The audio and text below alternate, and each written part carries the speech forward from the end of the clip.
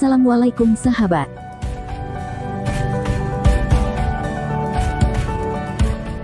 Karawang merupakan kabupaten di Jawa Barat yang berbatasan dengan Bekasi. Wilayah ini identik sebagai salah satu kawasan industri di Indonesia. Seperti daerah lainnya, Karawang juga memiliki beberapa tempat petilasan yang banyak didatangi orang. Bahkan, menyimpan kisah-kisah yang bikin penasaran. Jika kamu tertarik untuk berwisata religi, simak video berikut ini.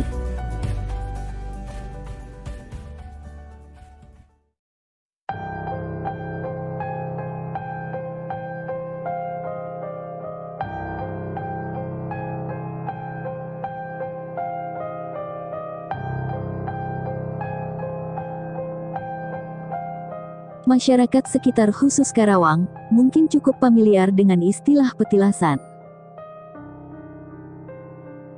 Kata ini yang menuju tilas, atau yang berarti bekas, di mana merupakan suatu tempat yang pernah didatangi atau ditinggali seseorang yang mempunyai jasa besar dalam kehidupan. Dalam hal ini, seseorang yang pernah tinggal dan mendatangi suatu tempat tentunya merupakan orang penting. Dan lantaran hal tersebut, di tanah Karawang sendiri, tercatat cukup banyak petilasan yang pernah ditinggali atau didatangi orang-orang hebat tersebut.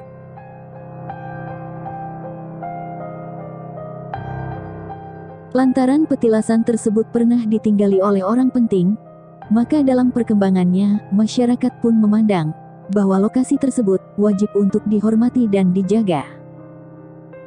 Dan dalam video kali ini, kami akan membahas tentang salah satu petilasan yang berada di pinggir utara pantai Karawang.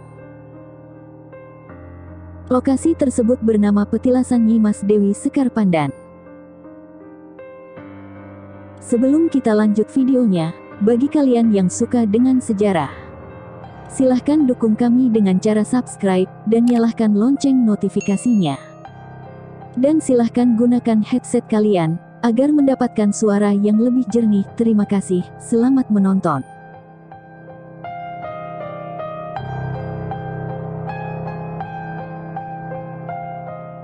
Sejarah Nyi Mas Dewi Sekar Pandan. Sejarah Nyi Mas Dewi Sekar Pandan beralamatkan di Kampung Dobolan, Desa Sedari, Kecamatan Cibuaya, Kabupaten Karawang. Menurut cerita rakyat, Dewi Sekar Pandan masih ada kaitannya dengan Dewi Lanjar atau Dewi Rara Kuning, bahkan ada juga yang berpendapat bahwa Dewi Sekar Pandan adalah Dewi Lanjar.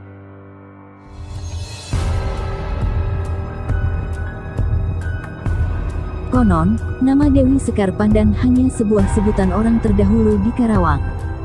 Ketika tim kami bertanya pada juru kunci pengurus petilasan, pihaknya kurang mengetahui, sebab orang-orang yang dianggap tahu, sudah tidak ada atau sudah meninggal dunia. Awalnya ada Pandan, awalnya.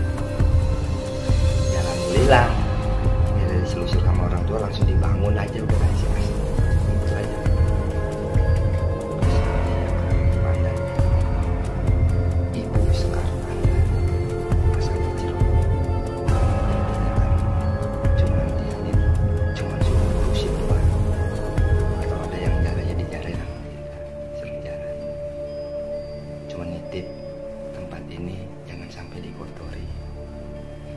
Ya, intinya kan udah 16 tahun lah intinya keramat ini terbuka sampai sekarang udah 16 tahun.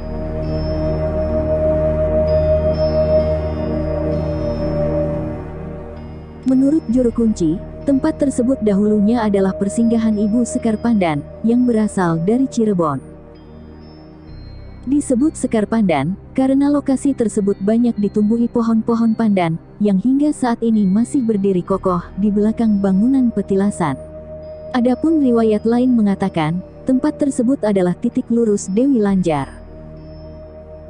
Diceritakan, konon pada zaman dahulu, hiduplah seorang putri cantik bernama Dewi Rara Kuning. Ia telah menjadi janda di usia yang sangat muda karena suaminya meninggal beberapa waktu setelah pernikahan mereka. Itulah sebabnya Dewi Rara Kuning kemudian terkenal dengan sebutan Dewi Lanjar. Karena hal tersebut, Dewi Lanjar memutuskan untuk meninggalkan kampung halamannya agar tidak terus-menerus dirudung duka.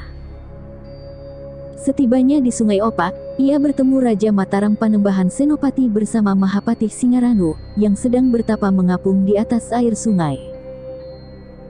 Dewi Lanjar mengutarakan isi hatinya, dan berkata tidak akan menikah lagi. Panembahan Senopati dan Mahapatih Singaranu merasa kasihan. Kemudian menasehatinya agar bertapa di pantai selatan menghadap Ratu Kidul.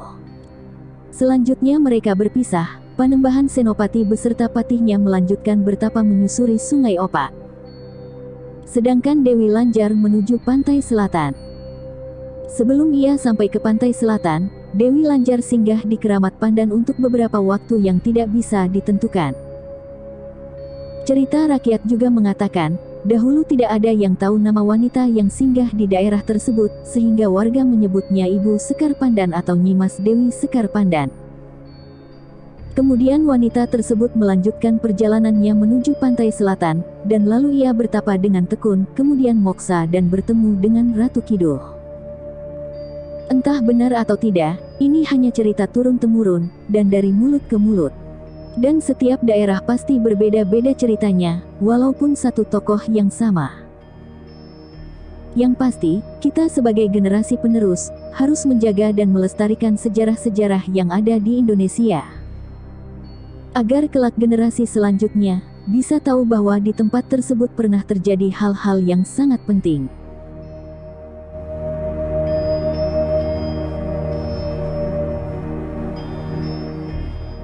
Jika kalian ingin berkunjung ke Keramat Nyimas Sekar Pandan, sebaiknya menggunakan sepeda motor.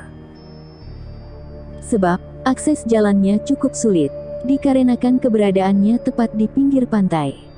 Dan harus melewati tambak-tambak ikan serta menyusur pantai, untuk bisa mencapai tempat tersebut. Warga pun berharap, kepada pemerintah daerah, maupun pemerintah setempat, agar tempat bersejarah tersebut dijadikan cagar budaya Karawang. Agar bisa menjadi destinasi wisata religi bagi banyak orang. Dan membuatkan jalan yang lebih besar, agar bisa dilalui sepeda motor, maupun mobil dengan nyaman.